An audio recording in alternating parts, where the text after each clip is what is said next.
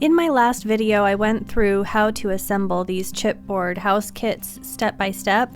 Today I'm going to put a little Gothic twist on these to make a Halloween village.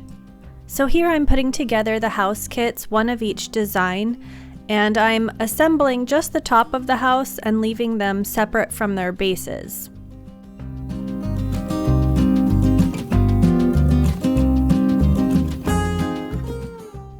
I have shared my love before for this powdered tempera paint, and that's what I'm going to be using to paint the houses. The instructions on the canister suggest mixing the paint with water 50-50.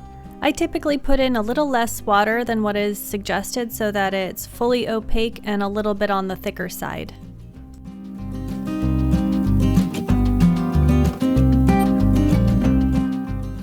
I usually stir this paint for a good 2 minutes. Even when it's fully mixed, this paint tends to have a little bit of a gritty texture and slightly chalky, and the resulting finish is very matte.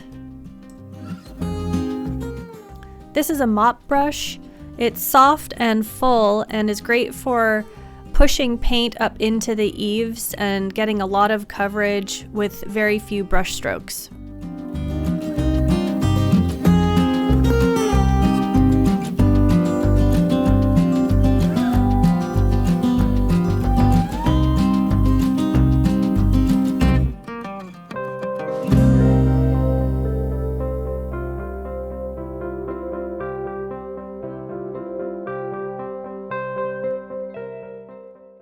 So I'm just aiming to get all over coverage and also making sure to get the insides of all of the windows and the doors.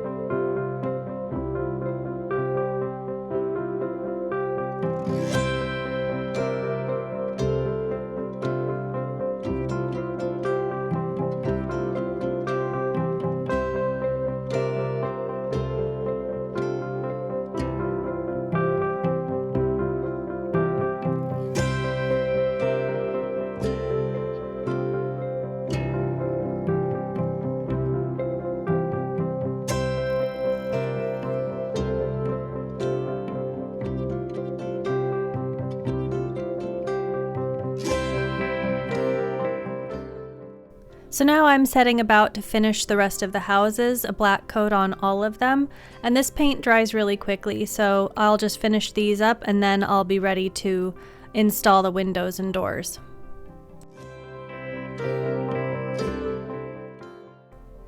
The kits come with these sheets, and I'm just cutting to fit and gluing them to the inside of the house with Beacon 3-in-1 glue.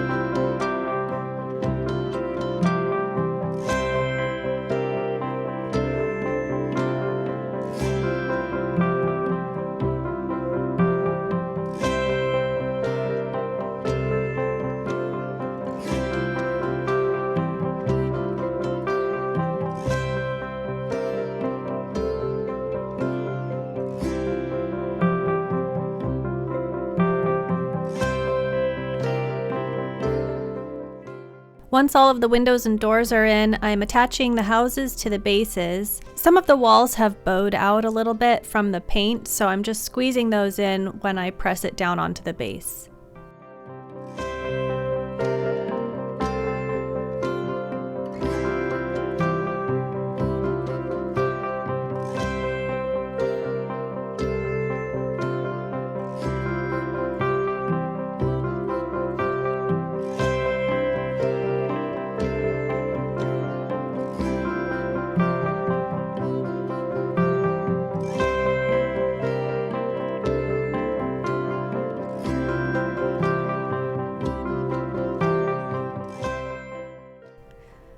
To finish up the houses, I'm running a little paint along the bases and making sure to get those outer edges.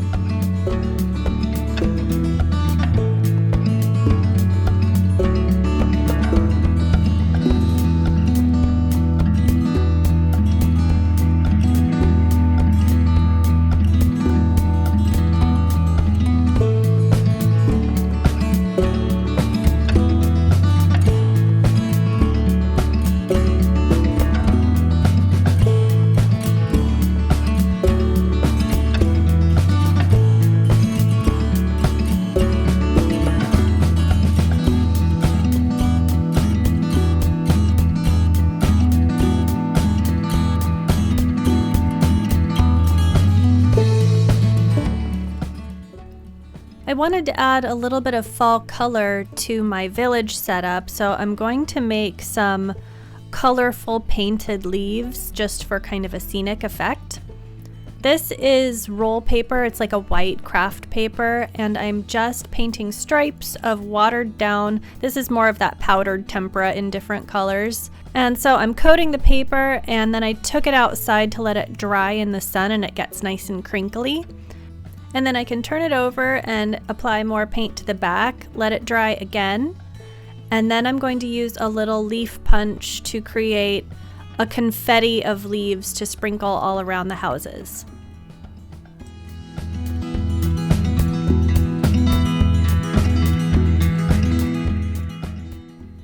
These are amber colored fairy lights, which are kind of like a pumpkin orange. And I've set up a little scene on a platter with my leaves. I have made a handful of villages if you would like to have some houses made by me. You can find those at smilemercantile.com.